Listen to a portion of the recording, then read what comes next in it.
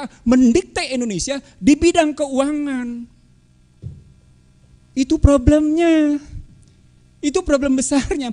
Kalau nanti bisa dipecah, kan sudah ada nih OJK, mestinya di 4 badan. Ada Office Budget Management, ada Internal Revenue Services, ada Badan Accounting, National Accounting Agency, begitu ya, ada Treasury, kan pecahnya kayak gitu mestinya. Kalau kita ngikutin, kan kiblatnya ke Amerika. Kalau kiblat Amerika begitu. Nah, ketika kita masuk ke situ, maka 17/2003 itu tentang keuangan negara menempatkan betapa hebatnya Menteri Keuangan kekuasaannya di atas yang mengatasi kekuasaan Wapres. Saya ulang. Betapa hebatnya kekuasaan Menteri Keuangan di atas kekuasaan Wapres. Bahkan dia bisa berhadapan dengan Presiden. Begitu hebatnya dia mendapat kekuasaan berdasarkan Undang-Undang 17. Ini desain bukan desain orang Indonesia nih. Bukan, ini desain asing. Ini bagian dari desain yang namanya, tadi lembaga-lembaga yang saya sebut tadi. Yang oleh orang luar disebut sebagai desain Unholy Alliance. Gitu ya. Desain aliansi-aliansi busuk dalam rangka mereka Indonesia. Maka ketika orang-orang Indonesia melakukan seperti yang dilakukan oleh Rafael Alun Trisambodo dan macam-macam itu, dia cuma ngikutin, dilihat orang asing melakukan itu. Dia cuma ngikutin kok. Dia cuma mencontoh. Dan contohnya enak luar biasa enaknya, gitu ya. Nah, dari situ pertanyaan besarnya, kenapa kita tidak mau mengubah? Karena dari situ terjadi yang saya sebut tadi, abuse of power sama dengan abuse of tax. Nah, sekarang kita masuk supaya langsung kasih ke Bang Fuad ya. Saya punya kasus banyak nih. Saya punya kasus banyak. Saya bilang sama Anda, saya punya 13 kasus perpajakan. Ya. Bukan itu yang disebut tadi sama Antoni Budiawan, ini cuma satu tentang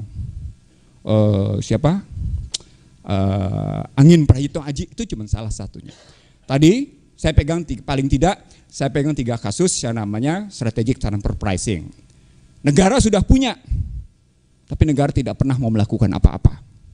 Ulang, negara sudah punya kasus strategic transfer pricing, perusahaan-perusahaan asing itu, tapi negara tidak bisa bikin apa-apa. Kenapa? Karena terdikte oleh investasi asing. Ada datanya lengkap jelas. Gitu ya. 3 tuh, gue punya 3 satu. Yang kedua, kasus Bahasim Asifi. Ingat kasus Bahasim Asifi? Kartini Mulyadi menyuap. Yang duitnya dimakan rayap ya? Betul sekali. Itu Anda ingat, Anda wartawan sih. Kebetulan saya. Oke, yang kedua, kasus Gayus Tambunan yang sudah sebut tadi. Gayus Tambunan ada yang mati, ingat? Lupa. Putus mata rantai, selesai. 3, 4. Kasus Dana Widiatmika, gratifikasi dan TPPU. Divonis 7 tahun. Ini saya ngeruntun peristiwa dari mulai reformasi ya. Ulang, saya ngeruntun peristiwa dari reformasi hingga hari ini. Gitu ya. Berikutnya kasus yang namanya Pargono Riyadi. Lalu berikutnya Hadi. Nah, ini Bang Fuad pasti ingat nih kasusnya. Karena berkaitan sama mitranya. Kasus Hadi Purnomo.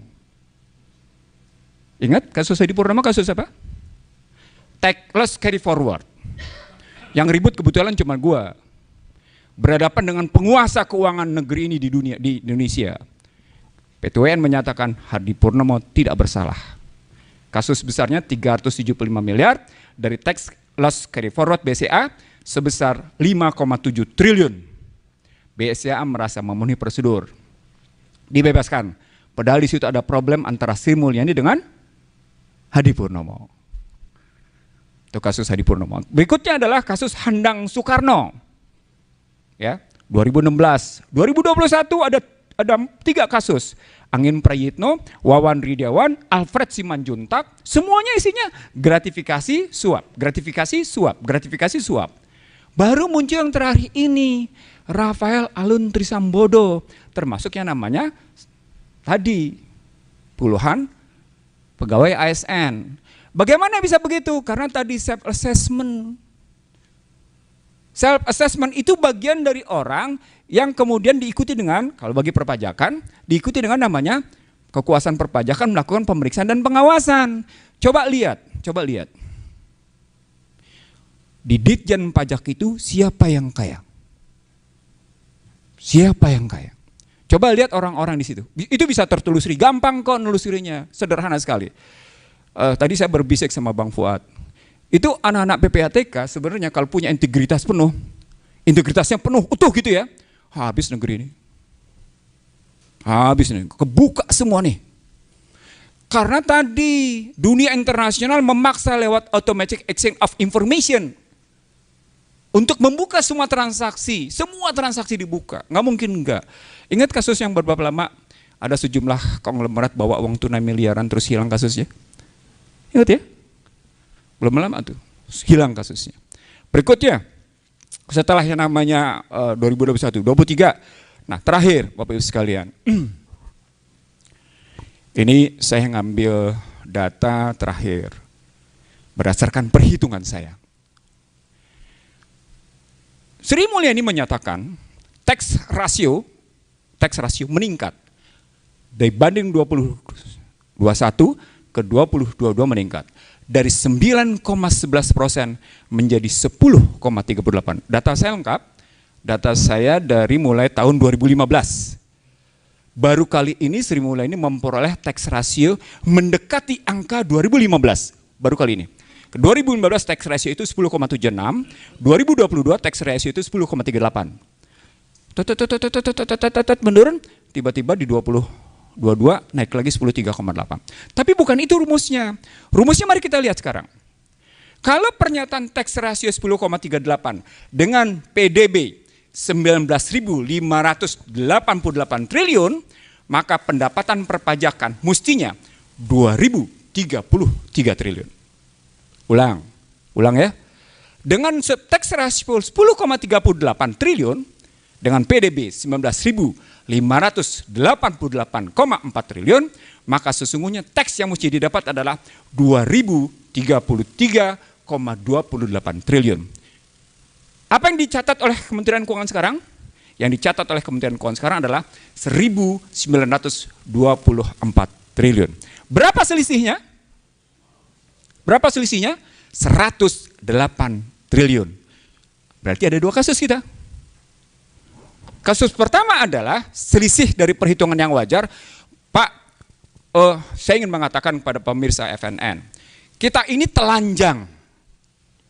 Dilihat oleh kekuatan OECD. Maka yang maki-maki pertama kali tax ratio buruk itu adalah OECD. Apa-apaan sih lo pertumbuhan lo keren kayak gitu, tax ratio berantakan aja. Yang maki-maki pertama OECD. Baru dimaki-maki oleh IMF, baru dimaki-maki oleh Bank Dunia, baru dimaki-maki oleh Moody's Pur. Lo nggak bisa bikin apa-apa sepanjang tax ratio lo rendah. Naik sekarang Sri Mulyani. Dari situ kemudian saya mencoba berhitung nih. Nah dari perhitungan itu kelihatan nih mulai membaik. Tetapi ada langkah berikut yang mesti kita dapat. Berapa sesungguhnya jumlah uang beredar di 2022? Ini mainan ekonomi nih, betul-betul mainan ekonomi, bukan mainan apa-apa nih. Uang beredar di 2022 jumlahnya 8.528,022 triliun. Berapa persen terhadap GDP? 43 uang beredarnya terhadap GDP tadi, 43,54. Kalau uang beredarnya sebegitu, maka sesungguhnya ketika pajaknya begini, nggak bisa terlampau rendah.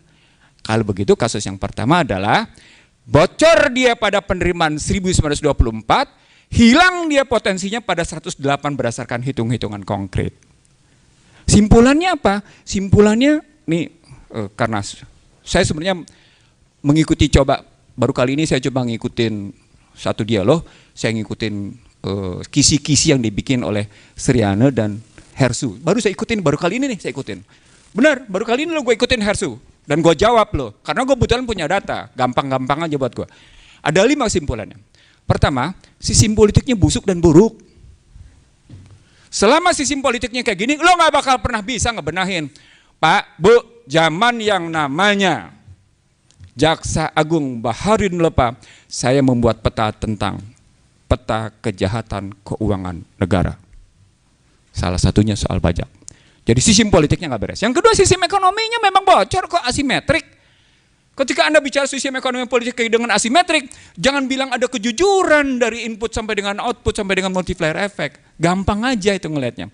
Ketika sistem hukumnya terbeli, sistem hukumnya tergadaikan. Budaya politiknya bangga korupsi dipertontonkan gitu ya. Jangan pamer dong, walaupun lo korup. Kan konyol. Jadi budaya politiknya itu budaya sosialnya kayak gitu. Yang terujung yang paling akhir. Yang paling akhir. Ini bukti. Kepemimpinan itu butuh kompetensi. Kepemimpinan itu butuh kompetensi.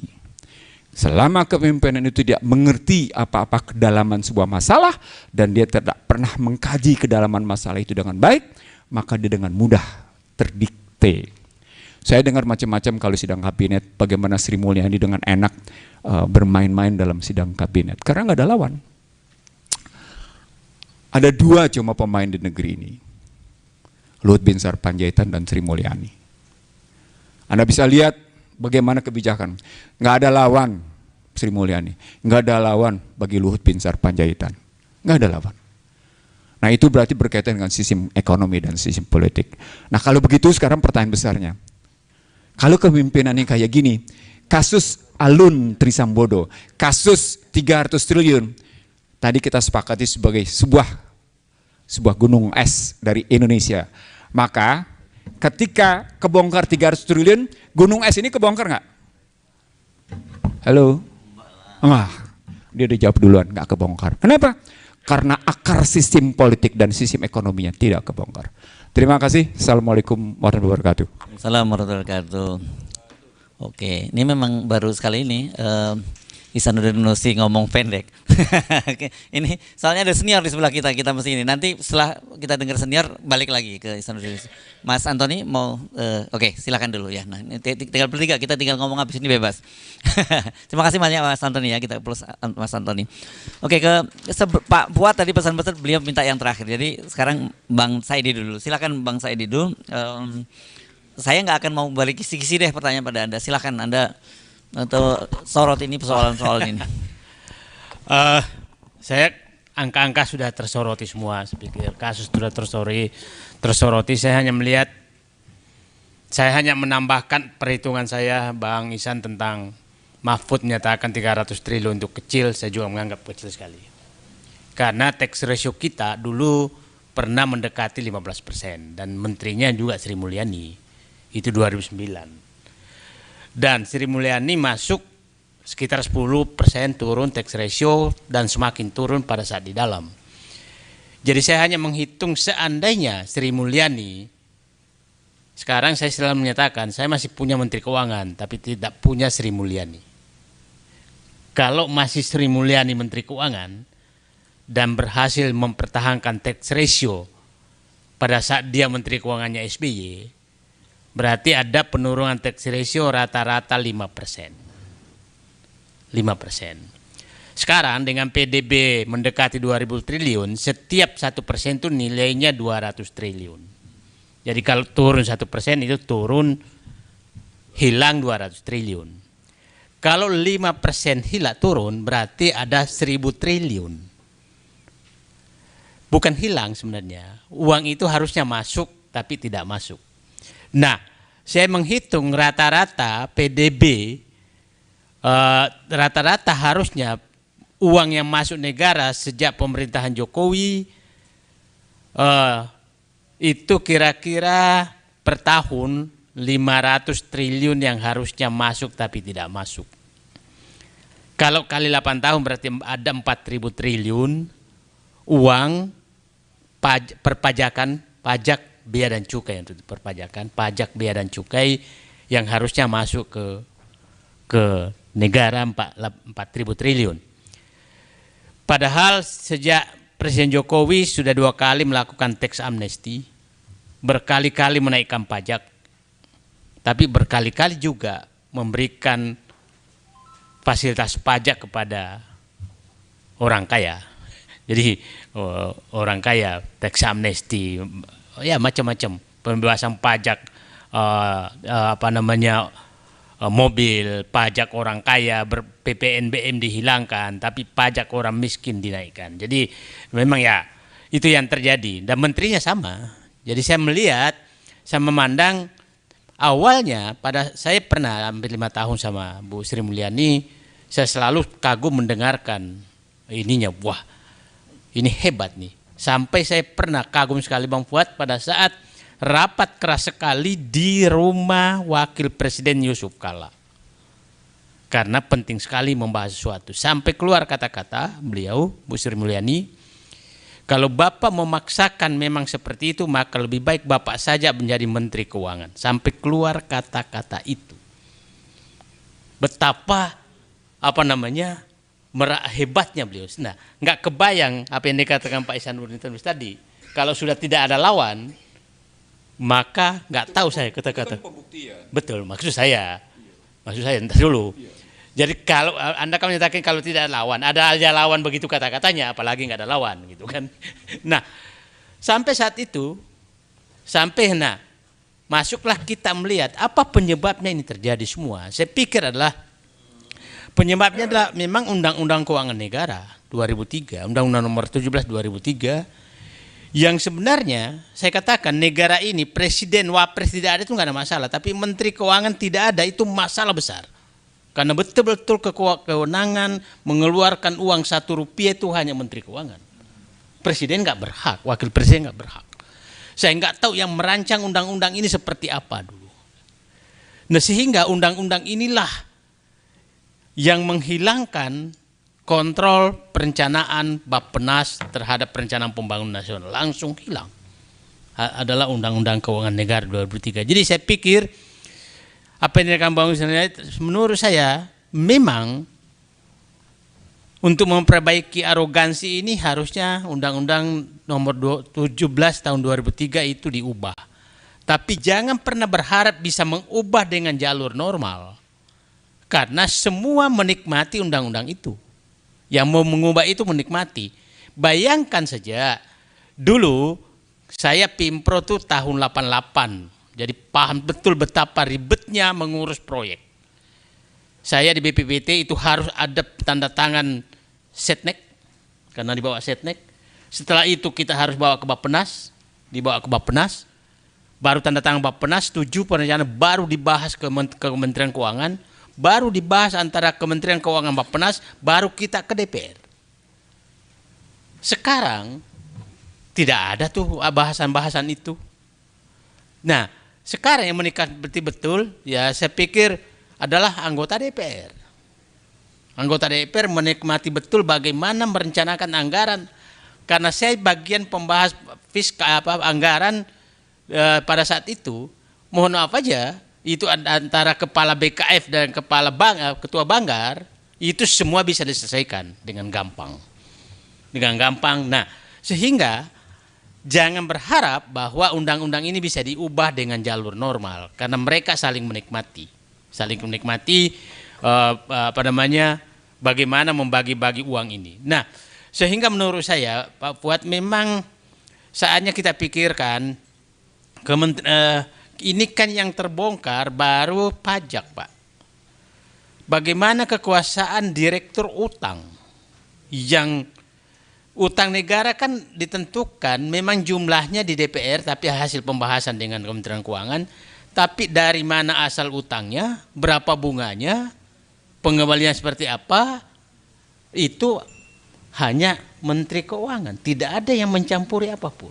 Nah, kita tidak tahu apa yang terjadi antara Direktur Jenderal Utang dengan si pemberi utang. Kita nggak pernah tahu apa itu yang terjadi, dan pasti ada tidak mungkin lah masa kita dapat bunga tinggi sekali dibanding negara yang country risk-nya lebih tinggi dari kita, tapi bunganya dia lebih rendah, kita lebih tinggi. Kan logikanya nggak masuk akal. Nah, terus coba logika, nah terus Dirjen Kekayaan Negara sama.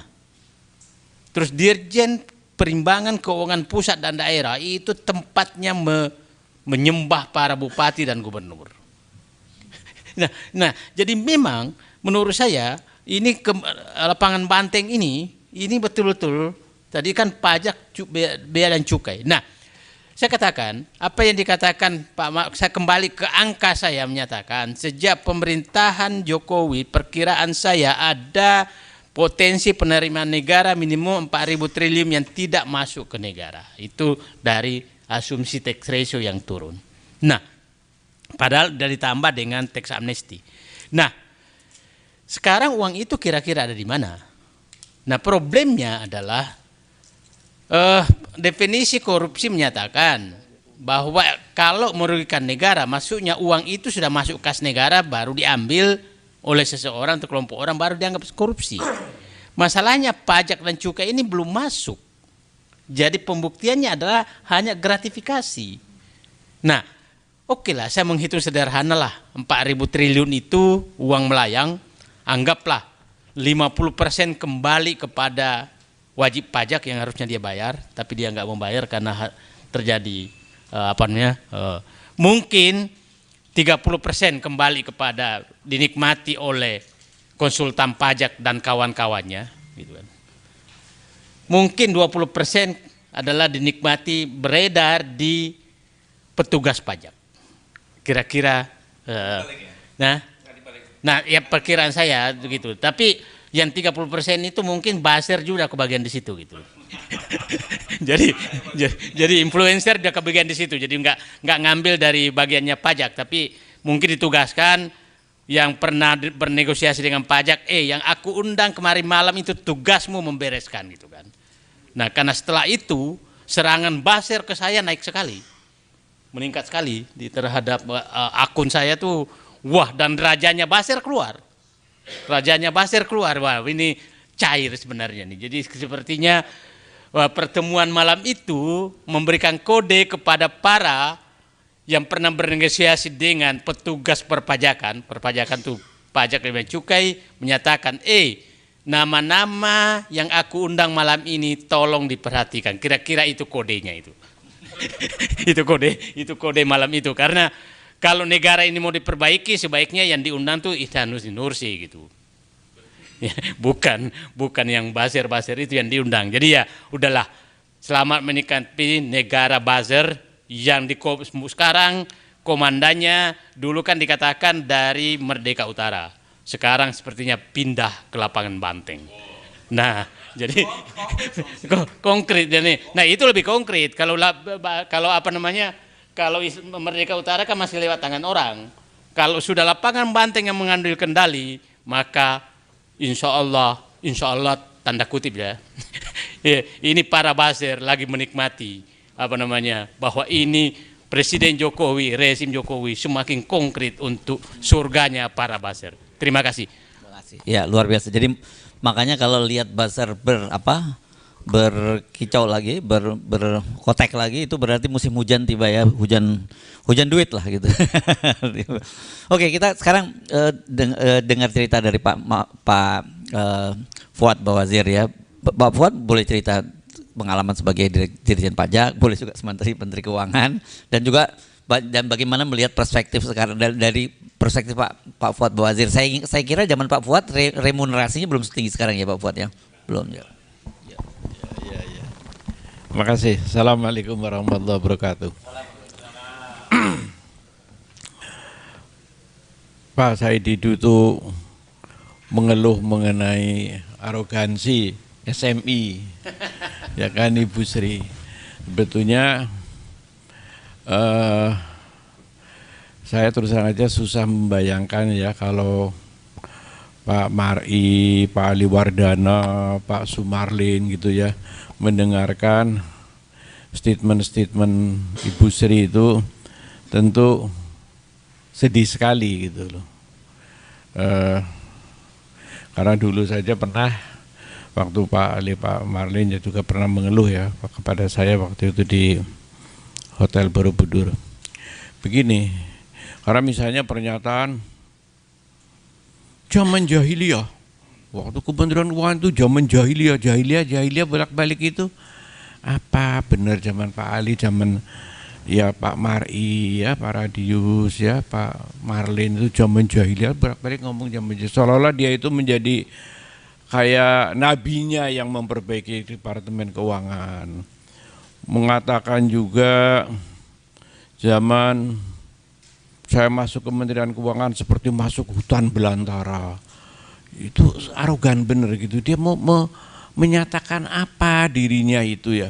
apakah betul-betul kami itu dulu begitu jeleknya, buruknya gitu kan, dan dia menjadi pahlawannya memperbaiki gitu kan, dan itu memang tidak ada yang mengkoreksi, ya kan. Mengatakan juga aset Menteri Keuangan itu dari dulu tidak pernah dicatat, tidak dicatat. Padahal dicatat, Anda tahu sendiri itu kalau kursi meja aja itu kan ada nomornya itu, kalau ya kan di kementerian ada nomornya di belakangnya itu kan, ada nomornya, ada apa gitu kan.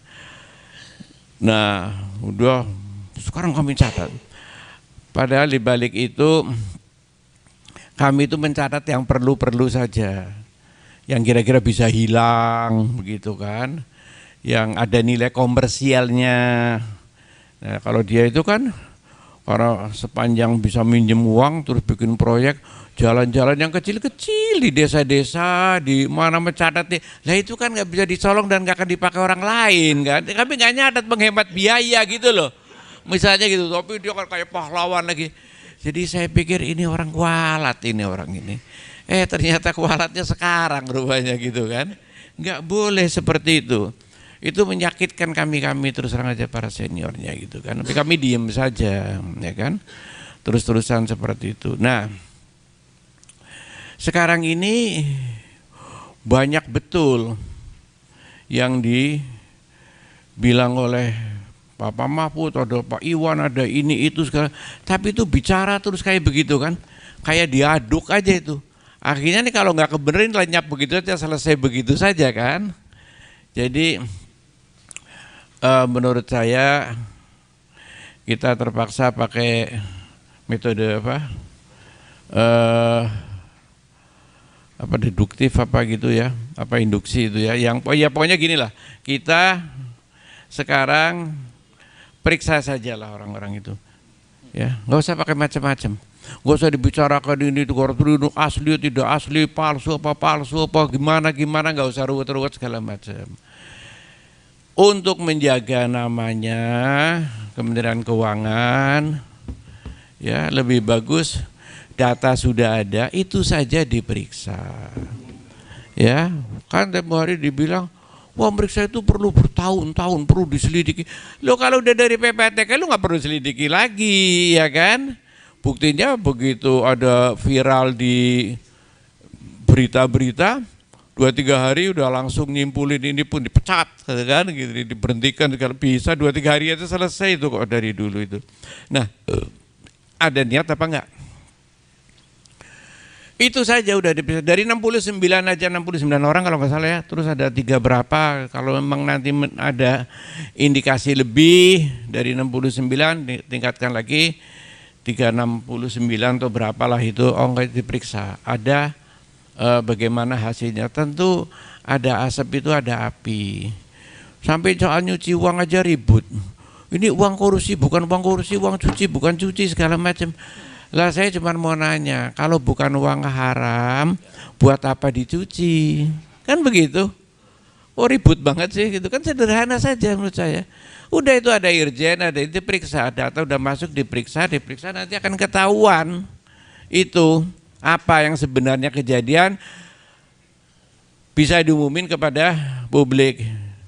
Kalau sampai ada 1.000 orang yang terlibat, 1.000 orang nggak apa-apa, pegawainya itu banyak, pegawai pajak aja 44.000 kalau nggak salah, belum pegawai bea cukai dan sebagainya gitu, ratusan ribu itu pegawai, nggak apa-apa itu.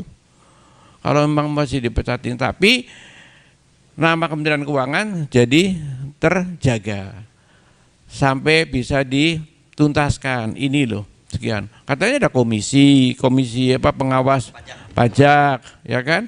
Kalau pokoknya ini, tapi tidak bisa kalau keadaan sudah begini, tidak bisa juga terus terang aja diperiksa oleh semata-mata yang tidak independen.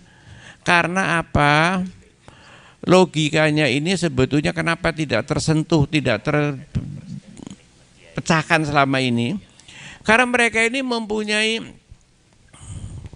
walaupun orangnya sedikit, ya, mempunyai lobby-lobby yang cukup kuat, sehingga mereka bisa ngeprut ke sana, ngeprut ke sini, pengaruh ke sana, pengaruh ke sini, mutasinya ke sana, ya dia juga orang-orang ini.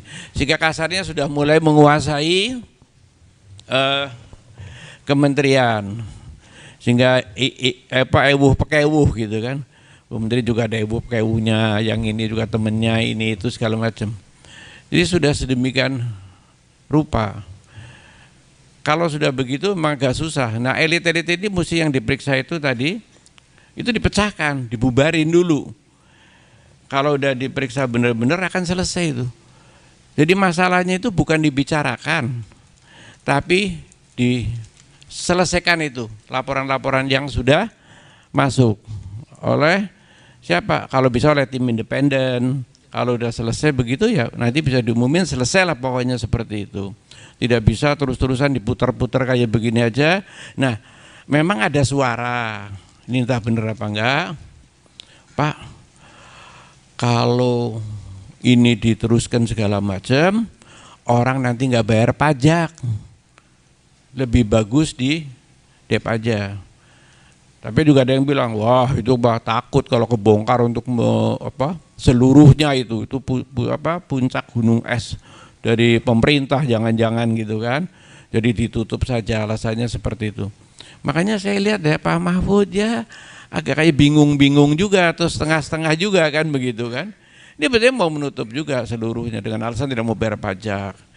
Ini, nah kalau kayak begitu yang senang ya Kementerian Keuangan, Bu Menteri, Pak pegawai-pegawainya semuanya emang asik juga kan. Tapi kan ini jadi berlanjut, negeri ini jadi boroknya nggak terbuka kalau terus-menerus seperti ini. Sekian, terima kasih Pak. Terima kasih Pak Fuad. Sebenarnya kalau ngomong ini sama Pak Fuad yang lebih asik ini offline. Banyak sih kan, langsung banyak kata Pak Fuad. Tapi kalau online Pak Fuad ya pasti akan menahan diri, nggak apa-apa ya kita. Tapi dari apa yang sampaikan Pak Fuad tadi sebenarnya kita dapat clue-clue ya sebenarnya ya. Oke, sebelum ada yang mau tanya, kalau nggak ada tanya saya balikin dulu ke Bang Ihsanuddin Nursi. Masih banyak juga stoknya mau. Ada yang mau menyampaikan komentar atau tanya? Nggak ada komentar dulu? Oke, kita balik dulu ke Bang Ihsanuddin Nursi lagi. Oke, menarik karena saya memang ingin menjawab. Saya ingin menjawab saya tidur yang kaitannya dengan Direktorat Jenderal Pengelolaan Pembiayaan dan Resiko. Gitu ya, saya ingin ngejawab di situ. Sebelum saya jawab situ, saya mulai dulu dengan analisis tentang tax amnesty dan pengakuan pajak sukarela (PPS) ya, yang kemarin. Bapak Ibu sekalian, kebetulan saya berdiskusi bukan dengan maksud saya bukan dengan orang kaleng-kaleng gitu. Saya diskusi dengan Wamenkyu, saya diskusi dengan Komisi 11 gitu. Bicaranya tentang tax amnesty. Saya bilang begini, ingat ya pengakuan Bambang Brojonegoro ya. Pengakuan Bambang Brojonegoro adalah ada ribuan orang pengemplang pajak gitu kan. Gitu, itu pengakuannya. Lalu saya bilang, mari kita persoalkan dengan istilah tax dan amnesty. Karena data saya menunjukkan ada problem pada dua hal tadi gitu. Nah, data-data itu menunjukkan ada hal yang tidak beres. Itu yang pertama. Yang kedua juga sama dengan di pengakuan sukarela PPS itu. Yang berlanjut antara Januari 22 sampai dengan Juni 22. Apa yang terjadi dengan tax amnesty yang pertama? Yang terjadi adalah tax ratio tidak meningkat. Ulang ya, tax ratio tidak meningkat. Apa yang kejadian dengan yang namanya PPS? Januari 2022 ke Jun 2022. Apa kejadiannya? Ke posisi yang kemarin, tax rasionya membaik sedikit, tetapi sesungguhnya kelihatannya dari soal pengakuan sukarela. Padahal catatan pentingnya adalah dari segi volume harta terungkap cuma 594 triliun. Deklarasi dalam negeri cuma 498 triliun, deklarasi luar negeri cuma 59,91 triliun, repatriasi 13,7 triliun, PPH 28,1 triliun, dan diinvestasikan pada SBN 22,34 triliun. Maka pertanyaan besarnya, gimana konstruksinya kok bisa tax ratio meningkat? Ini menarik di sini. Di sini menarik. Dalam pandangan saya, betapa banyak yang perlu dikonfirmasi dalam kasus ini. Menyangkut soal bagaimana permainan di para pihak tadi. Banyak rahasia umum yang muncul sesungguhnya, siapa yang menjadi para pelindung orang-orang ini yang punya kekayaan yang tadi disebut oleh, saya tidak menyebutnya sekitar 4.000 triliun, kalau angka saya lebih sebenarnya. Karena tadi hitung-hitungan tadi itu menunjukkan mereka bermain-main seperti itu. Luar biasa angkanya. Itu yang pertama, saya jawab saya tidak ya. Yang kedua sekarang, saya membandingkan, ini pertanyaan penting dari Gede Sriana dan Hersu. Saya jawab sekarang. Saya bikin studi banding ASEAN dalam perspektif tax burden, corporate tax, dan income tax. Ujungnya adalah soal bond, 10 years bond. Karena tadi saya tidur bilang gimana mungkin bisa begitu gitu. Hasil analisis saya menyatakan corporate tax di Indonesia adalah corporate tax yang relatif rendah dibanding 5 ASEAN. Karena cuma 22%.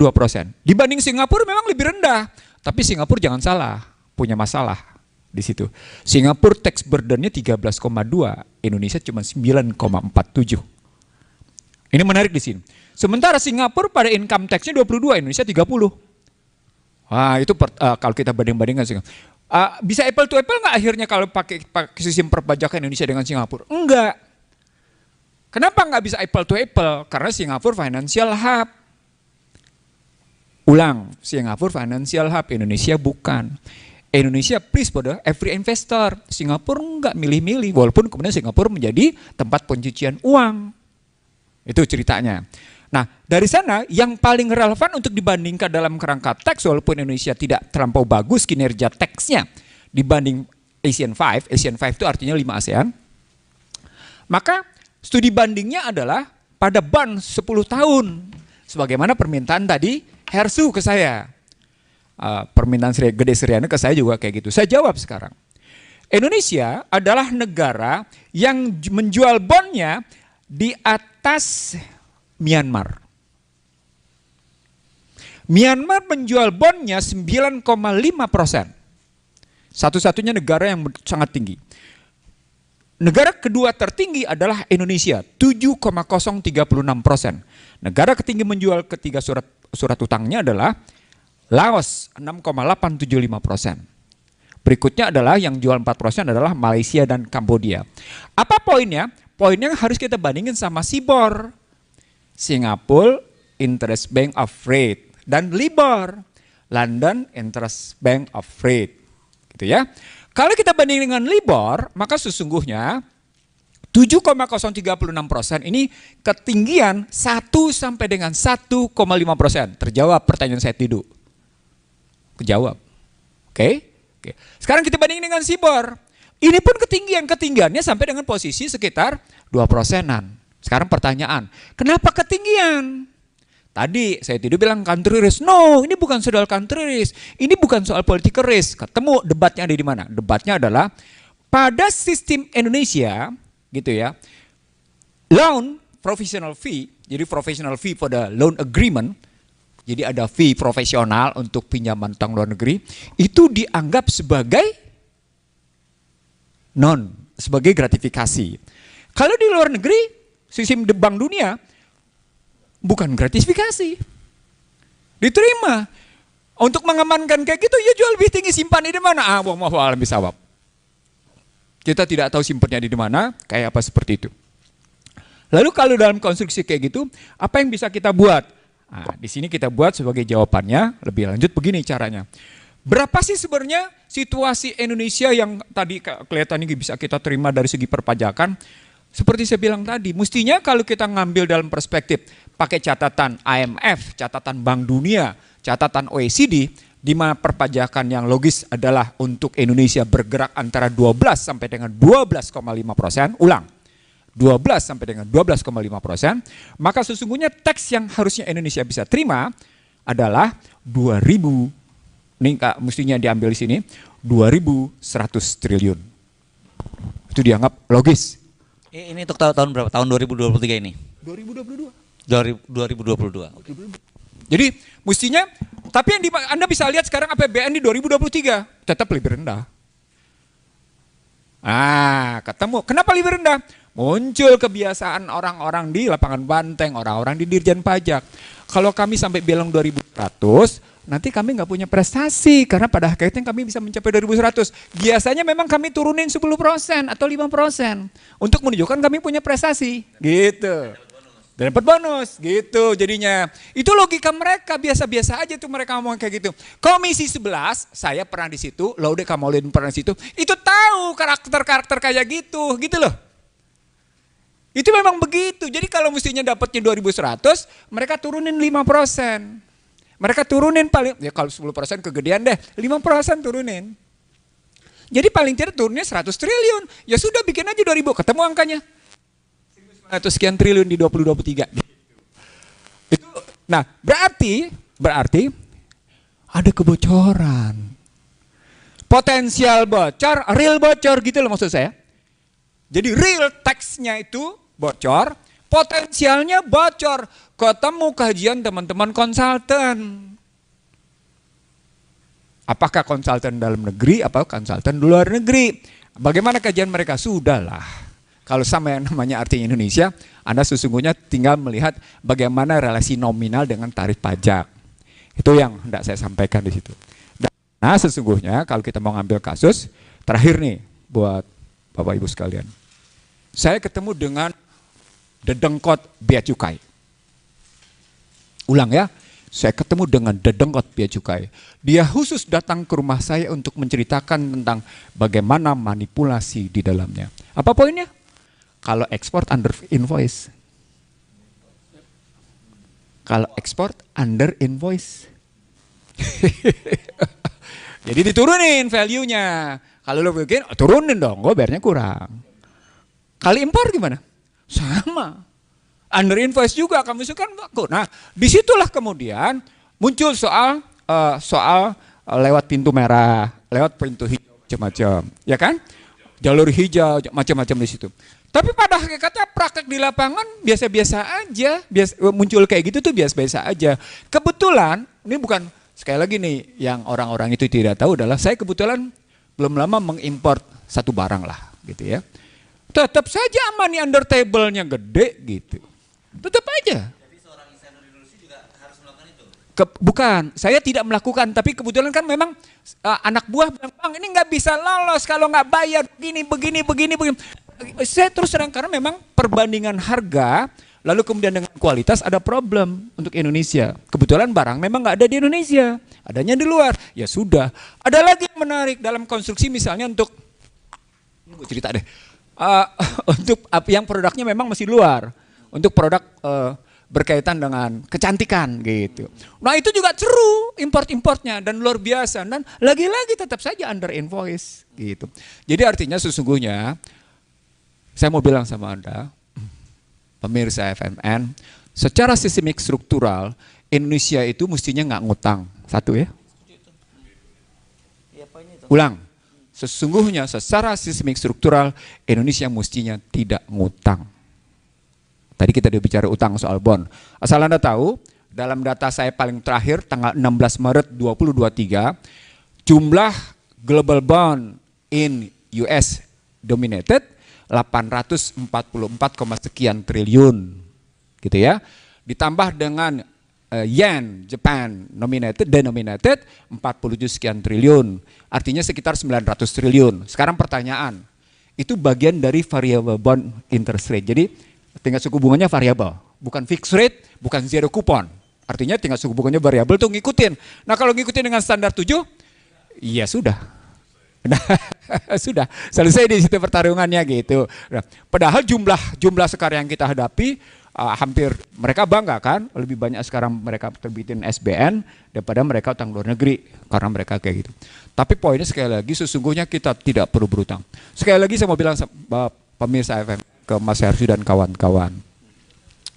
Kalau teman-teman lapangan Banteng Utara, kalau Anda punya nyali hadapi perusahaan asing yang melakukan kejahatan perpajakan di Indonesia, kalau Anda punya nyali. Ulang ya, mudah-mudahan Anda dengar nih. Mudah-mudahan Anda tahu. Kalau Anda sungguh-sungguh punya nyali, hadapi perusahaan-perusahaan asing yang melakukan kejahatan perpajakan di Indonesia. Kalau nggak tahu, datang ke rumah saya. Saya bilang mana, datang ke rumah saya. Saya bisa kasih tahu. Ada di mana. Ya, oke. Nah, ini real. Kita main data, bukan main kata-kata. Gue nggak bikin analisa. Datanya ada, kerjanya ada, tinggal lihat gitu. Maunya gimana? Apakah itu perusahaan yang berbasis energi, apakah itu perusahaan yang berbasis tambang, apakah itu perusahaan yang berbasis sawit, apakah itu perusahaan yang berbasis jasa gitu ya. Mari kita bongkar sama-sama. Jadi yang pertama tadi kita nggak perlu ngutang. Yang kedua, berani nggak bongkar ngadepin perusahaan asing? Asing yang keluar dan perusahaan-perusahaan yang besar di Indonesia. Pertanyaan begini, pertanyaannya. Bapak Ibu sekalian, FNN sekalian. Saya mencoba menelusuri 15 orang terkaya di Indonesia. Anda tahu dari 15 orang terkaya di Indonesia, berapa kekuasaan mereka terhadap APBN? Coba tebak, berapa? 64,sekian% terhadap APBN. Apa poinnya? Mereka bisa mendikte APBN. Mari kemudian kita bandingkan jumlah kekayaan mereka terhadap yang namanya total aset. Jumlahnya sudah sama dengan capital adequacy ratio seluruh perbankan Indonesia. Apa poinnya? Wih, pendapatan mereka luar biasa. Kalau begitu sekarang kita lihat PPH mereka kayak apa, PPN mereka kayak gimana, PPH badannya kayak apa gitu. Gampang ngurutnya gampang sekali sesungguhnya kalau kita mau kerja benar gitu ya. Itu yang ketiga. Yang keempat sekarang dalam konstruksi begini.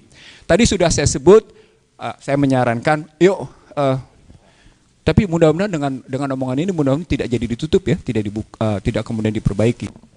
Lihat laporan keuangan Inalum 2020, 2021 dan 2022 khusus pada konstruksi bagaimana Inalum terhadap FCX. Oke, di sana akan kelihatan soal pajak. Karena FCX pernah melakukan klaim dia tidak mau bayar pajak atas ketentuan ditetapkan oleh pemerintah Indonesia dan itu jumlahnya luar biasa. Lalu baliknya adalah bagaimana ngebongkar laporan keuangan FCX. Ini salah satu contoh nih, saya cuma, gue bukan ngajarin ya, tapi ini kebetulan temuan gitu. Silakan ada bongkar laporan keuangan FCX, pertemukan kenapa mereka sampai berani menunda pembangunan smelter dengan membayar denda. Dari mana dia peroleh pendapatan denda? Hayo. Dan itu nggak uang kecil. Dia ikuti bayar denda pemerintah Republik Indonesia karena dia tidak punya pembangunan smelter. Itu baru satu. Itu belum cerita tentang yang namanya nikel, belum cerita energi, belum cerita yang lain-lain. Sekali lagi, bukan cuma sekedar pajak yang membuat kita sesungguhnya tidak perlu utang. Sumber daya kita pun sesungguhnya beres. Nah, jadi bukan isapan jempol negeri ini kaya. Kan ada, saya teringat salah seorang senior saya dulu menyatakan, San, jangan lagi bicara soal Indonesia kaya katanya. Karena kita sesungguhnya sudah miskin. Salah satunya lihat, kita mesti mengimpor energi luar biasa dari 1.600 diperlukan gitu ya, 1,6 juta barel maksudnya, 800.000 barel kita mesti mengimpor gitu, bahkan lebih gitu. Ya kalau dilihat dari fosil iya, tapi lihat dulu sesungguhnya, saya masih ngebantah gitu dan saya ingat betul di tempat dia saya ketemu dengan sejumlah tokoh mafia Berkeley. Ujungnya adalah sesungguhnya negeri ini dikelola dengan tidak jujur. Jadi kalau saya bilang tadi Joko Widodo terkena janjinya sendiri, kemakan sumpahnya sendiri, kasus yang sekarang ini adalah buktinya. Dia tidak bisa mewujudkan kata-katanya tentang pendirian badan penerimaan negara. Terima kasih. Oke, kasih plus ya. Yang saya penasaran itu tadi Bang Ihsanuddin terakhir tadi ngomong dia termakan sumpahnya sendiri. Dia tahu nggak kalau dia termakan sumpahnya? ya itu kan yang jadi persoalan. Oke, ini memang tadi saya juga sempat bisik-bisikan sama Pak Fuad ya. Kan ini sebenarnya saya itu ceritanya begini. Dalam beberapa hari ini saya ada orang pajak yang curhat, ada pengusaha yang curhat gitu. Saya tanya sama pengusaha, sama orang pajak itu berapa sih sebenarnya kebocoran angka pajak itu, karena kalau saya baca ini data BPK yang lama ya, tahun 2004 aja udah 40% ya kebocoran pajak itu ya. Terus saya ketemu juga para pengusaha, mereka cerita bagaimana bermainnya para pegawai pajak ini. Ya, dan mereka rata-rata kalau mau selesai 50-50 aja kata mereka, dibagi aja.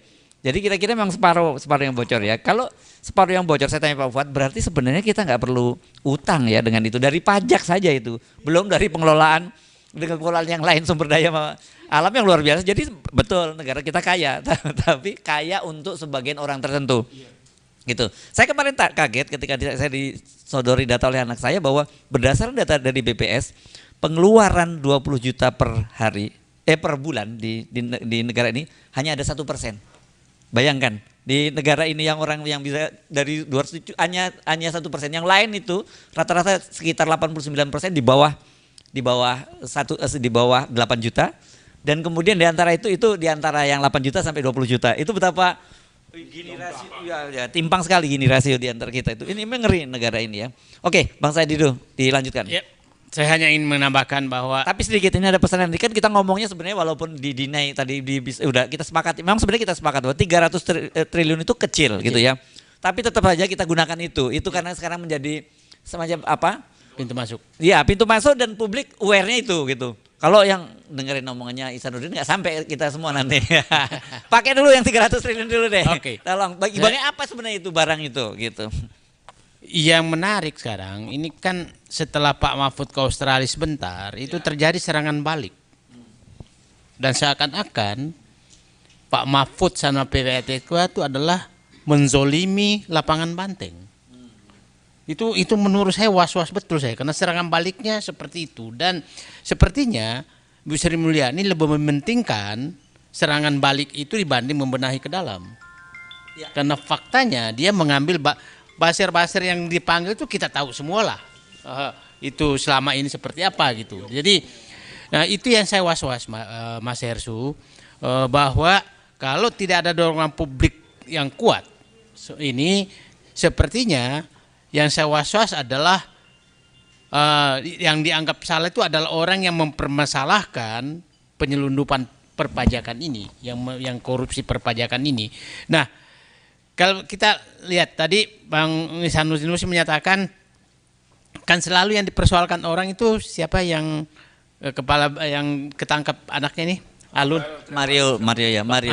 Rafael ini. Rafael ya. Ini kan memang sebelum jadi kepala subdit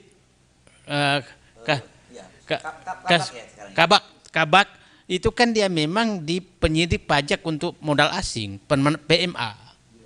Berarti mungkin ya peningkatan Pak Ihsanuddin misalnya di situ dia panennya, dan disitulah karena dia dibutuhkan untuk mendistribusikan, maka biasanya di Kabak itu mendistribusikan tuh kemana kasus ini bawah dan siapa yang bisa diajak kerjasama. Jadi kelihatannya itu yang terjadi. Nah, jadi saya hanya ini ya, kalau Pak Ihsanuddin menyatakan tadi Pak Jokowi sedang memanen janjinya, saya bilang sih sedang ketiban kebohongan SMK-nya gitu. Jadi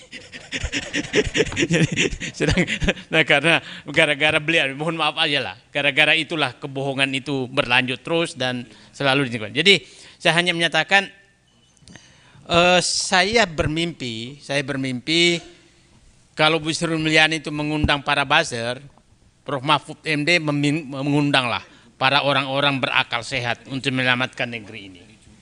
Itu saya pikir yang kita harapkan, tunjukkan diferensiasi antara orang yang bermain di atas buih dengan kebohongan dengan orang-orang yang bernyali di atas akal sehat.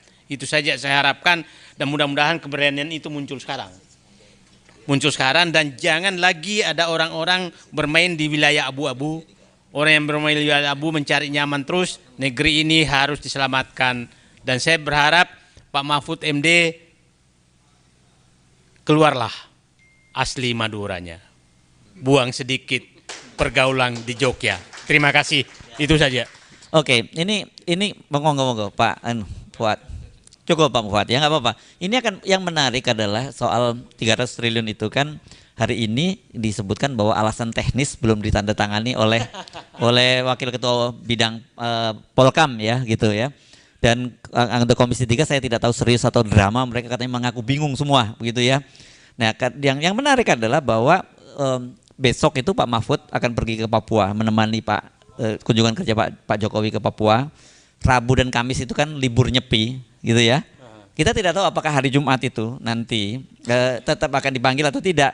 Tapi saya kira ya kita tetap saja dalam posisi, kalau wartawan mungkin kita bukan nyebutnya curiga tapi skeptis gitu ya terhadap fakta-fakta itu.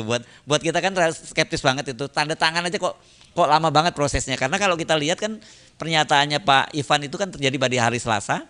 Ya kan, pada hari Rabunya Wakil Ketua Komisi 3 dan anggota Komisi 3 ribut. Kaget kok tiba-tiba clear gitu. Kan masih ada hari Kamis, hari Jumat, tanda tangan surat itu gampang. Tapi sampai sekarang kok ternyata alasannya masalah teknis itu. Gitu Bang Said. Bagaimana kalau itu batal, kita membuat DPR lain dan mengundang Mahfud?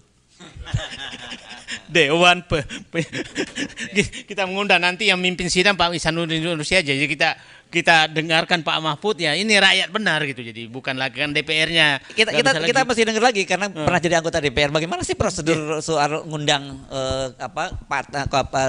mitra kerja dari komisi itu? Sebenarnya bukan hanya kasus Komisi 3 yang kayak gini. Ya, oke, tapi kita fokus Komisi 3 dulu. Oke, secara umum administratif itu memang bisa menjadi palang pintu. Jadi palang pintu. Palang pintu. Iya. Jadi bisa, dan itu bukan, makanya saya bilang bukan hanya Komisi 3. Berbagai komisi lain terkadang masalah administratif jadi palang pintu. Dan itu bukan hanya di DPR. Di eksekutif juga palang pintu administrasi. MPR sama begitu juga. Semua. Jadi ini yang disebut dengan politik administratif. Satu. Yang kedua, memang kalau tanpa persetujuan dari ketua bidang yang ada di DPR-nya, ya nggak bisa keluar. Itu memang begitu. Prosedurnya begitu. Memang begitu. Jadi nggak bisa keluar. Ini bidang hukum. Siapa di bidang hukum di DPR-nya yang bersama Puan? Siapa wakilnya? Saya lupa, nggak tahu siapa gitu ya. Sekarang dari Golkar Pak Ludwig Paulus ya untuk bidang Polkam itu. Siapa? Pak Ludwig Friedrich Paulus ya. Ya. Oh, Sekjen. Oke. Ya kita bisa ngerti lah. Udah bisa ngerti lah itu. Jadi yang saya mau sampaikan adalah itu akan melakukannya begitu gitu. Yang berikutnya adalah kalau kita ngambil begitu, maka problem besar pada bangsa ini adalah yang kita tidak ketahui dan kemudian kita baru sadar belakangan. Kenapa saya bilang Komisi 3 ini begini? Begini. Soal Komisi 3 dengan Mahfud ditunda, itu kan cuma sekedar rapat dengar pendapat atau rapat kerja. Rapat kerja. Anda tahu nggak bahwa yang namanya DPR diamputasi ketika hasil pansusnya nggak bisa dijalanin? Hasil pansusnya nggak bisa dijalanin. Yang di dalam hasil pansus itu ada pembuktian strategic transfer pricing. Dan itu bukan cuma kerja DPR, itu kerja dari berbagai instansi membuktikan ada pengalihan pendapatan menjadi biaya. Nggak bisa jalan. Jadi soal Komisi 3 terhadap Mahfud sepele. Wong ini ada hasil pansus. Ada hasil pansus yang nggak bisa dijalanin sama DPR. DPR-nya enjoy itu. DPR-nya enjoy bukan hanya seluruh komisi enjoy, nggak bisa ngomong apa-apa. Terdikte seperti itu. Jadi apa yang bisa kita harapin dari, kalau saya udah nggak ada lagi ada harapan di situ. Anda nggak mengharapkan apa-apa itu ya dari sini ya? Loh, ini bukan kasus baru Hersu. Ini kasus yang saya bilang tadi, kasus 2016. Sudah 7 tahun. Kayak gitu. Dan terus berjalan kayak gitu dalam rekayasa politik hukum. Salah satu bentuk rekayasa politik hukum adalah hasil pansus tidak bisa dijalankan. Bahkan, saya terusin sedikit, diubah undang-undangnya sehingga DPR tidak punya suasana untuk memaksa DPR, memaksa eksekutif menjalankan hasil pansus. Anda ngomong apa? Ayo. Itu kejadian di era Joko Widodo ini, kejadian seperti itu gitu loh. Jadi rekayasanya bukan cuma sekedar rekayasa politik administratif, rekayasa perundang-undangan gitu. Jadi law engineeringnya kalau pakai bahasa hukum, law perekayasan hukumnya itu sudah jauh sekali, sudah demikian dalam gitu. Ya. Oke. Jadi ini patut dicurigai ada bagian dari proses itu ya? Iya, suka tidak suka memang faktanya begitu gitu. Walaupun saya membaca menurut Wakil Ketua di Komisi 3, Ahmad Saroni, besok itu PPATK akan dipanggil. Tapi saya kira PPATK kan punya keterbatasan. Kalnya begini Hersu, kalnya begini. PPTK sudah punya hasil. Itu kan analisis transaksi keuangan. Kalau kita sekarang, kalau betul-betulnya namanya Komisi 3 berani, sekarang dia bisa meminta yang namanya BPK melakukan investigasi audit pada seluruh investigasi audit loh. Investigasi audit pada minimal pada 3. Kenapa saya tadi memulai dengan persoalan gagas Joko Widodo yang kemudian dia telan sendiri ludahnya gitu ya. Karena pada hakikatnya Dirjen Pajak itu pegang 4 undang-undang. Ada 4 undang-undang, ketentuan umum perpajakan, pajak penghasilan, pajak pendapatan, undang-undang keuangan negara, itu sampai kayak gitu posisinya. Nah sekarang dihadapkan lagi namanya Dirjen Pengolahan Pembiayaan Resiko, dihadapkan lagi sama Dirjen Anggaran dengan Kekayaan Negara. Itu audit aja bisa-bisa, tapi investigasi, kasih batas waktu. Terusin sedikit, kalau nggak bisa bikinin tornya saya deh gratis. Bikinin tornya gratis gitu. Ya, ini tapi sebenarnya angka 300 triliun itu kalau kita breakdown nggak terlampau mengagetkan karena orang sekelas Rafael Alun saja itu 500 miliar kan. Dan ini total 467. Kalau kita bagi rata-rata itu sekitar 650 miliar. Ya, jadi sebenarnya itu orang memang terkejut-kejut dengan angka 300 triliun, tapi begitu di breakdown itu kecil sebenarnya. Iya, gitu. Memang makanya dari sejak awal begini, saya ingin mengatakan begini kepada Hersu dan pemirsa FMN sekalian. Sudah saya sebut tadi, kalau negeri ini dikelola dengan sepenuhnya dengan jujur, kalau pakai bahasa kata pembukaan, dikelola berdasarkan keinginan luhur, gitu dasarnya, dan didorong oleh keinginan luhur, nggak nantinya negeri ini terjajah. Oke, terima kasih Pulos ya buat Bung Ihsanuddin. Pak Fuad sama Bang Lain mau nambahkan Pak Fuad? Enggak, Pak Fuad udah banyak. Oke, Pak Bang Said. Ya. Saya hanya menyatakan bahwa selama kekuasaan ini menyatu betul di satu orang dan orang itu arogan, maka jangan pernah berharap masalah perpajakan ini selesai. Oke. Jadi persoalannya bukan ini pada orangnya ya. Pada sistem dan orangnya, sistemnya jelek dipimpin oleh orang yang menikmati sistem yang jelek itu untuk untuk menikmati kekuasaan dan kewenangan, dan saya melihat itu sedang terjadi. Jadi saya berharap sih kita harus mendorong sekarang, udahlah revisi Undang-Undang Keuangan Negara itu, kembalikan fungsi Bappenas untuk perencanaan pembiayaan, keluarkan penerimaan negara dari Kementerian Keuangan, jadi perpajakan, utang dan bea cukai itu badan penerimaan negara terserah mau menteri sendiri boleh dikeluarin. Kemudian Menteri Keuangan betul-betul sudah sebagai bendahara negara. Anda bisa bayangkan di satu kepala bermimpi malam menyatakan kira-kira ini pendapatan ketinggian aku turun dikit deh, maka belanja aku kurangi. Kan bisa terjadi karena hanya di satu orang itu. Nah, di situ juga DPR coba bayangkan, saya bayangkan DPR itu bisa mengatur berapa belanja, berapa pendapatan hanya dengan satu orang kepala badan fiskal. Karena hanya di kepala dia. Coba kalau 2 badan, 3 tadi, maka DPR akan berhadapan dengan Bappenas, enggak aku mau belanjanya ini. Ya kan? Nah, pendapatan negara, enggak aku mau dapat pendapatan segini. Yang belanja jangan kau belanja di situ. Ini satu orang semuanya. Maka jangan heran bahwa memang ada kekuasaan yang menumpuk sangat kuat di satu tangan. Wah, ini itu ya, absolute power tend to corrupt-nya itu ya berarti ya. Nah, dan ruang untuk bernegosiasi di pejabat ini tinggi sekali karena ruang abu-abu di pajak dan bea cukai itu sangat tinggi. Dan menariknya adalah kewenangan itu ada di dia juga. Hari ini menyatakan bahwa aku mau turunkan pajak, turun. Hari ini aku menyatakan bahwa aku mau naikkan bea, naik. Tidak perlu berkonsultasi dengan yang lain. Nah, ini menurut saya yang perlu kita soroti. Jadi mari kita manfaatkan kasus 300 triliun ini untuk membuka masalah yang sebenarnya sudah lama terjadi di sejak undang-undang, menurut saya Pak buat sejak undang-undang keuangan negara tahun 2003 yang dulu orang menyatakan terus pakai undang-undang Belanda, tapi kan lebih bagus pelaksanaannya karena mungkin dipimpin oleh orang-orang yang lebih punya integritas. Itu saya. Ya. Undang-Undang 17 tahun 2003 itu sudah lama, memang mestinya direvisi. Misalnya dalam mengukur utang cuman 60% dari PDB batas maksimumnya gitu. Itu kan nggak lucu lagi lah, nggak relevan gitu kan. Mestinya macam-macam. Jadi banyak hal yang memang bisa direvisi.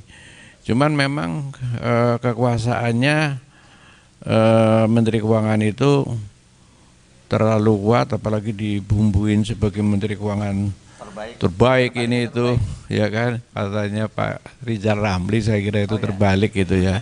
Sebenarnya keuangan terbaik itu dari mana, misalnya lembaga apa, kan nggak jelas itu yang ngasih apa sekali. Tapi sudah itu terus terang aja ya, ini Menteri Keuangan terbaik itu dulu, itu saya menceritakan ada seorang Menteri Keuangan, terus dinyatakan Menteri Keuangan terbagus lah ini itu. Pokoknya Menteri Keuangan itu lagi sibuk ngomong yes saja, mereng bule gitu loh.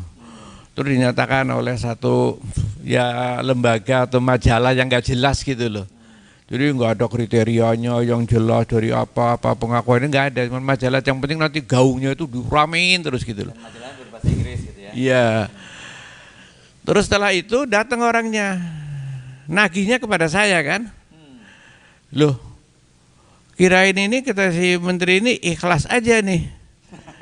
Gitu kan. Iya-iyain aja, ditagih ke saya sekian ya, tawar-menawar, akhirnya sudahlah dibayar.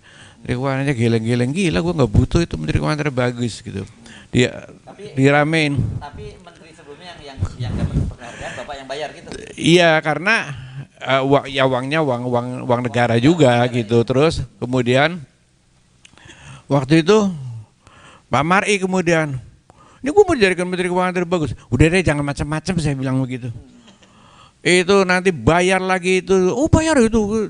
Iya, dia nggak ngerti, dia juga terpengaruh karena sebelumnya udah begitu. Enggak, itu dulu begini, karena nggak sengaja. Udah nggak usah, kata Pak Mari kan. Saya bilang udah nggak usah. Ada aja, itu yang dijadikan sasaran kita Indonesia aja tuh, karena banyak keluar duit. Malaysia, Singapura katanya nggak perlu begitu kan. Lah, rupanya yang ini dijadikan itu terus digoreng, terus dimauan, terus kan rame gitu kan. Waduh, saya bilang cilaka ini kalau kayak gini. Tapi padahal ya itu menurut saya sih ya begitulah, udah tahu sendiri gitu. Sekian, makasih. Oke, terima kasih. Pak Gatot, ini kita udah sampai di penghujung acara. Seperti biasa kita mohon komentar Pak Gatot. Kalau ada hal yang perlu disampaikan, silakan Pak Gatot. Ya, di sini Pak.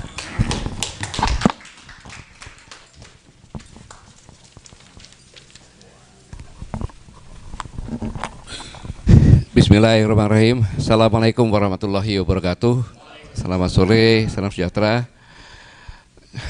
Pak Fuad, Pak Sadidu, Pak Ihsanuddin.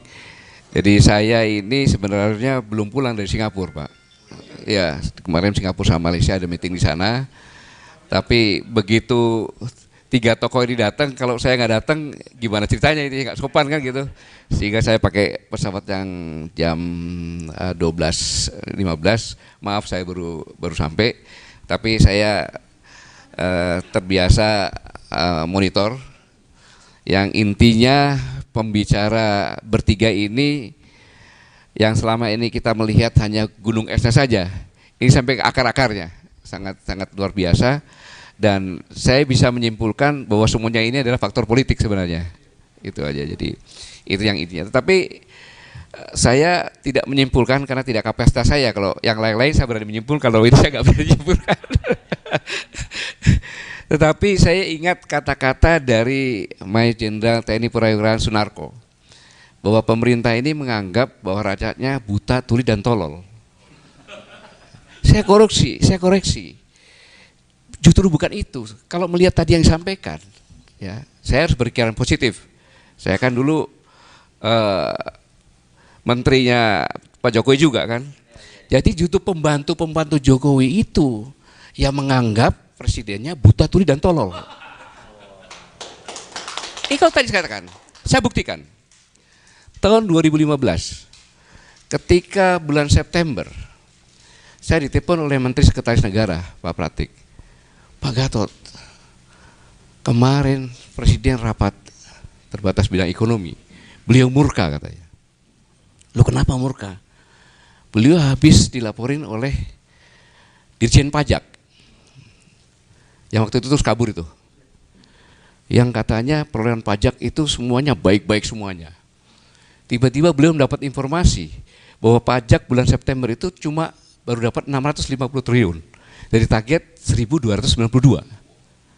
Gitu. Di situ kok bisa lengkap, dan Presiden mendapat masukan bahwa 3 bulan terakhir ini, Oktober, November, Desember, diambil perolehan pajak tertinggi dari 2012, 13, 14. Jadi bulan Oktober yang tertinggi, bulan November yang tertinggi, bulan Desember yang tertinggi. Setelah digabungkan ternyata cuma 1.008 triliun. Jauh dong, 21% lebih. Dan itu kalau nggak salah mungkin bisa defisit anggaran 3%. Bayangin seorang presiden dibegitukan. Dan beliau sendiri yang menemukan jalannya. Mau pakai sun nggak bisa, membentikan proyek-proyek yang paling besar karena perintahnya pada bulan April kontrak harus sudah semuanya kan, sehingga pembayaran terakhir. Nah, waktu itu kebetulan ada akan terjadi pilkada serentak, kemudian para kepala daerah takut KPK, sehingga ada 270-an triliun di bank pembangunan daerah masing-masing. Itu yang dijadikan dalam pinjaman. Dalam situasi normal, jadi presiden itu kan nggak dianggap punya pemikiran, nggak dianggap tahu. Kemudian yang terakhir, presiden mengatakan bahwa ini ekspor kita sejak bulan Mei 2020 itu meningkat gratis kan, iya kan? Tetapi yang masuk kok cuma 15%. Deputi Bank BI sendiri mengatakan bahwa masuk semuanya kok. Masuk semuanya, hanya paling 15% yang tidak masuk dibalik. Ini kan kalau saya katakan, maaf itu terlalu kasar saya katakan, tapi memang dianggap oleh pembantunya seperti itu. Presiden mengatakan banyak yang masuk tapi kok nggak ada yang masuk gitu. Padahal Bank Indonesia ini kan sebagai pengawas. DHE SDM nggak ya? Itu perkebunan, kemudian kehutanan, kemudian kelautan dan pertambangan. Itu kan begitu dari Pabean keluar, itu diawasi oleh BI, 3 bulan kemudian harus masuk ke rekening khusus devisa. Di mana rekening khusus devisa ini adalah tidak boleh dari bank-bank yang punya cabang di luar negeri, jadi harus masuk ke Indonesia intinya. Nah kemudian para eksportir juga harus mempunyai escrow account, di mana apabila diperlukan apa-apa dari DHI tersebut, ya untuk bayar hutang dan sebagainya bisa diambil itu. Dan itu harus 3 bulan.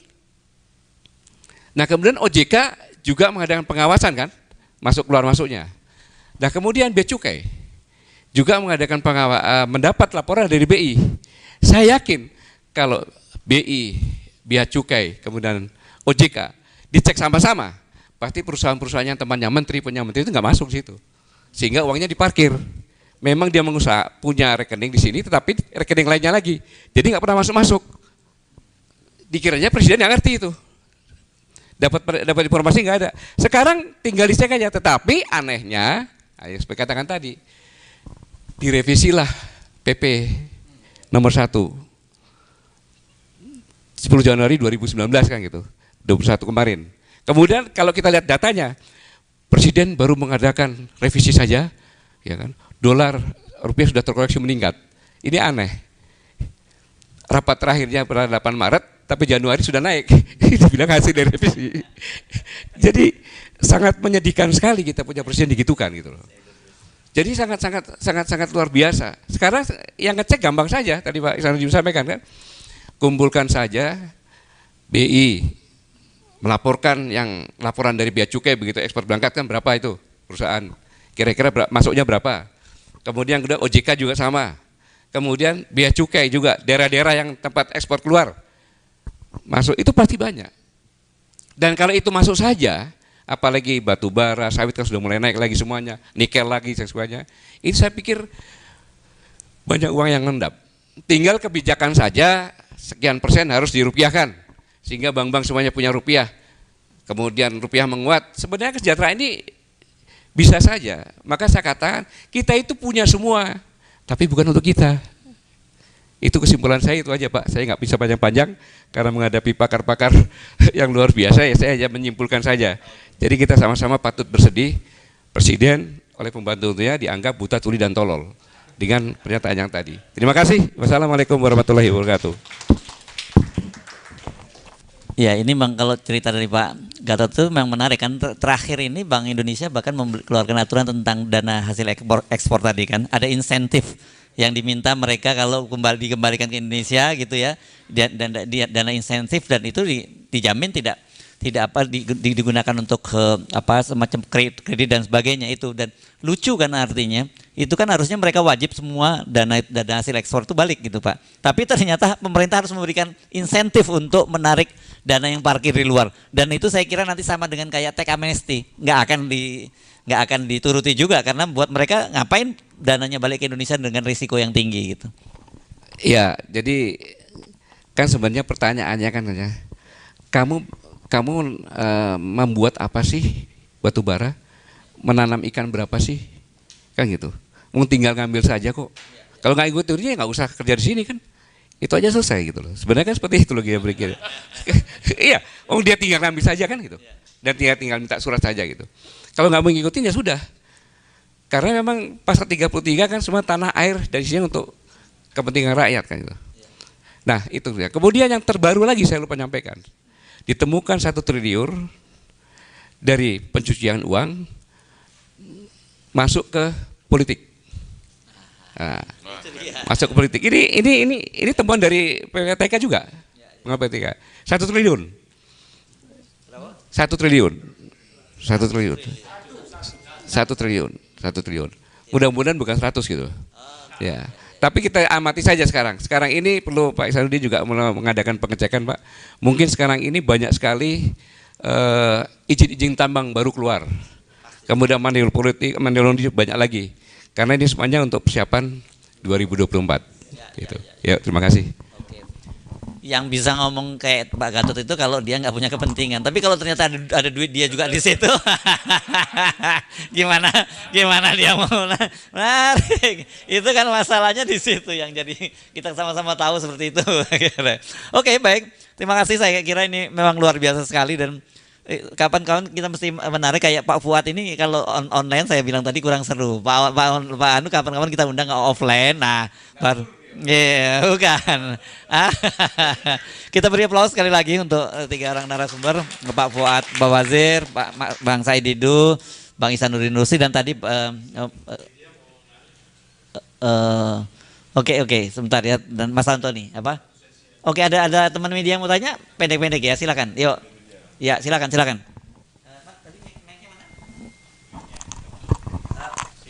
ya, bukan ini ya, Bang. Jadi bukan ini ya, pertanyaan ya. Di sini aja. Ya.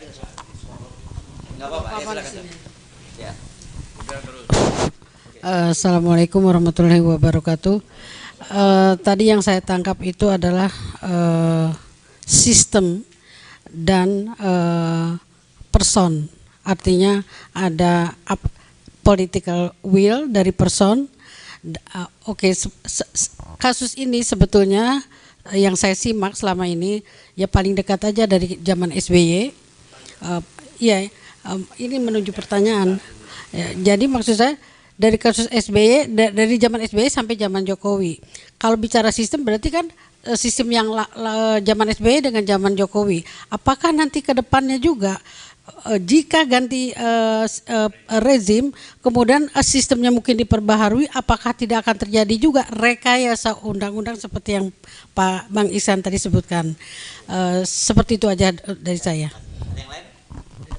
Ya, terima kasih.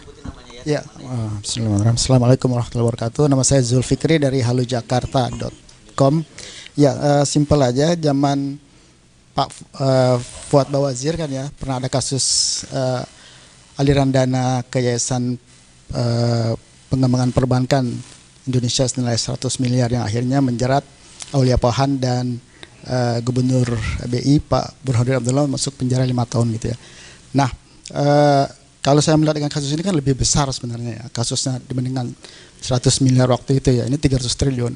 Nah, sebenarnya tindakan hukum apa yang pantas untuk seorang Sri Mulyani? Simpel itu aja. Terima kasih. Satu lagi. Saya Salman dari majalah Gatra. Melihat perkembangan kan banyak ya Pak. Sekarang kasus pegawai Dijen Pajak melakukan hal-hal yang harta yang tidak sewajarnya gitu. Sebenarnya menurut Bapak-Bapak sekalian, bagaimana sih skema pengawasan serta pelaporan di Kemenkeu yang proper untuk mengawasi hal semacam ini agar tidak terjadi lagi gitu. Harta-harta yang di luar nalar untuk seorang pegawai pajak. Terima kasih Pak, itu saja. Silakan Pak. Begini, undang-undang itu diperbaiki silahkan, sistem diperbaiki silahkan. Tapi undang-undang dan sistem yang ada sekarang ini dan dari dulu sudah memadai. Mau disempurnakan boleh saja, tapi sudah memadai untuk membongkar, untuk mencegah semua kasus yang ada. Jadi jangan bimbang, jangan alasannya setiap pejabat itu kita perlu undang-undang ini, itu cuman untuk menunda, untuk menggelapkan masalah. Setiap kali mengatakan ini perlu undang-undang, perlu sistem baru, tidak ada. Sistem baru silahkan, sekali lagi saya katakan. Tapi ini yang ada udah cukup memadai, cuman dikerjakan apa tidak, itu aja. Sekian, terima kasih.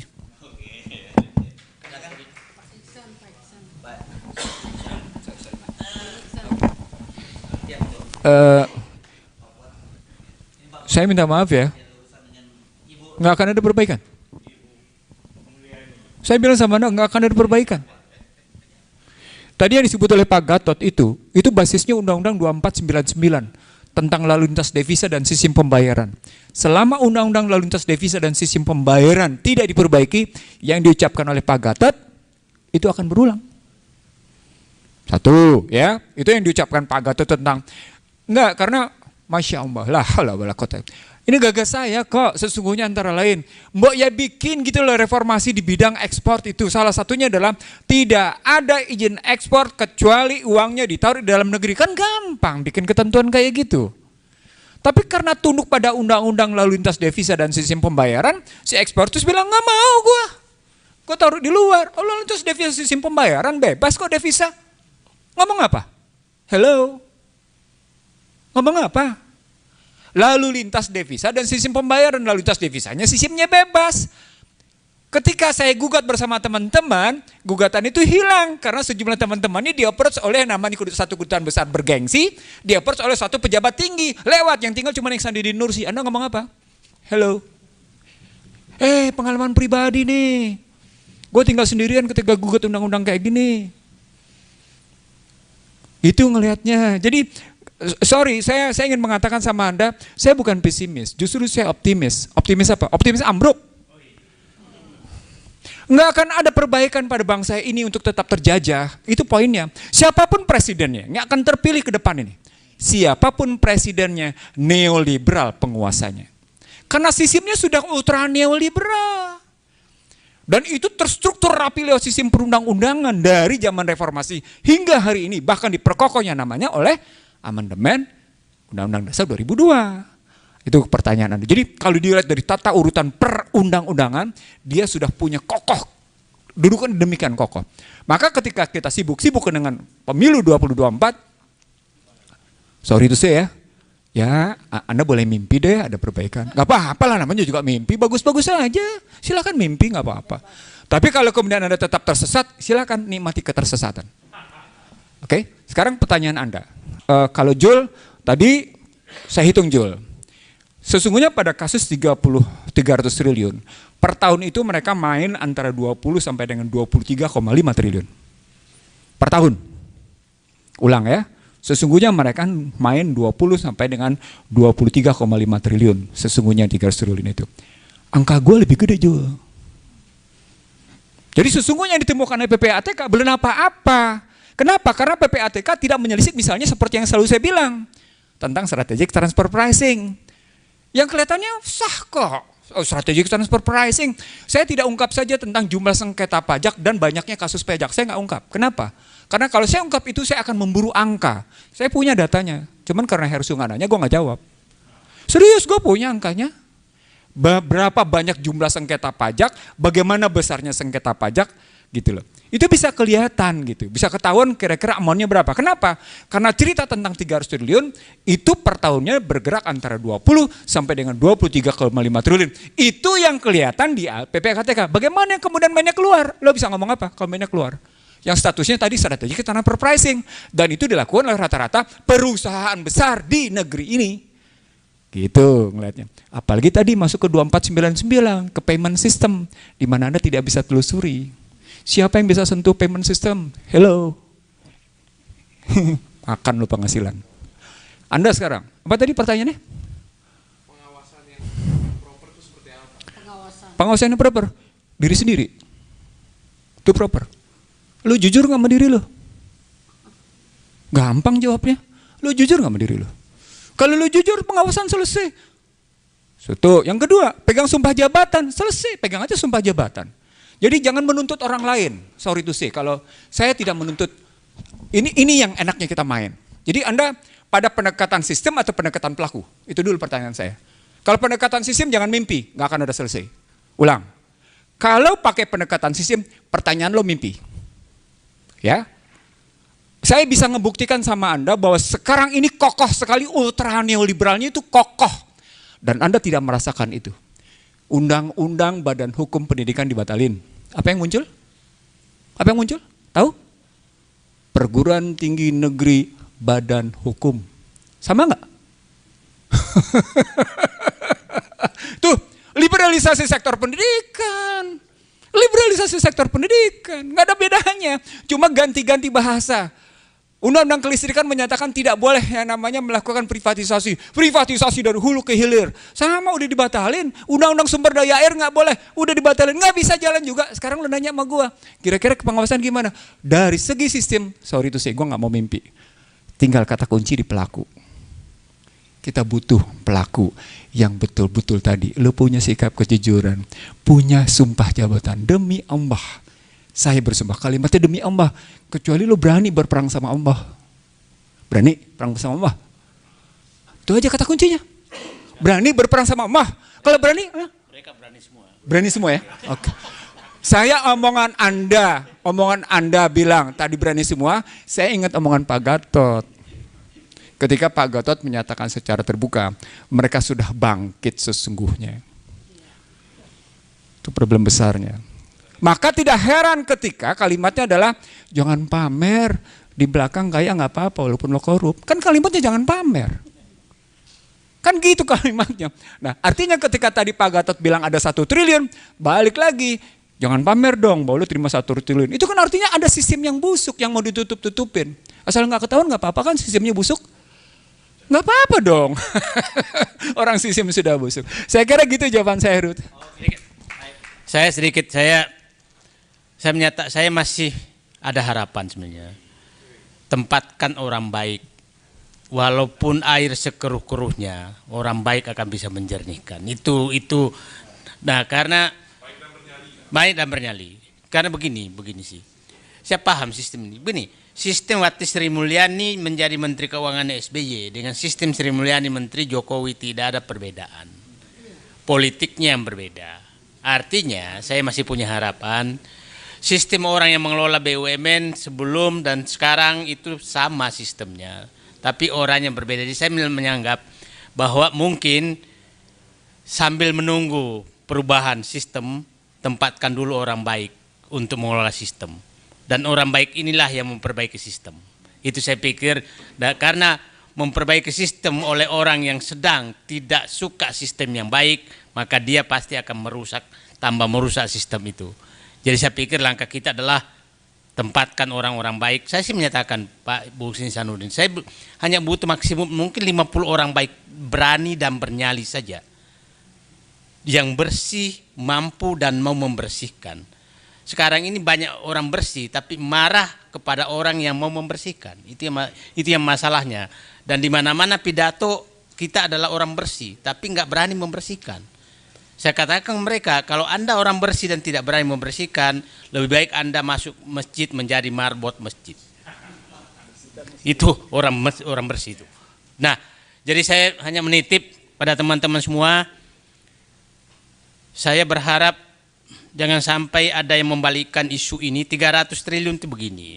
300 triliun itu kan angka yang transaksi perbankan.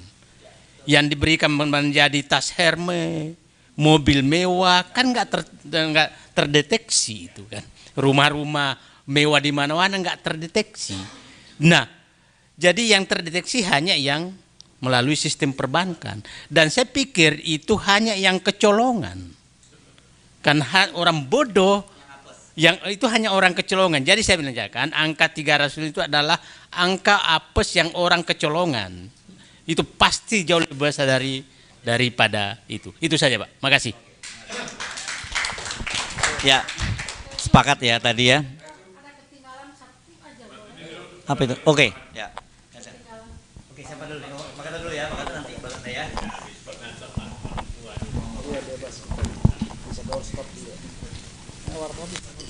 Jadi satu lagi saya buktikan ya bahwa presiden itu nggak dianggap oleh pembantu-pembantunya.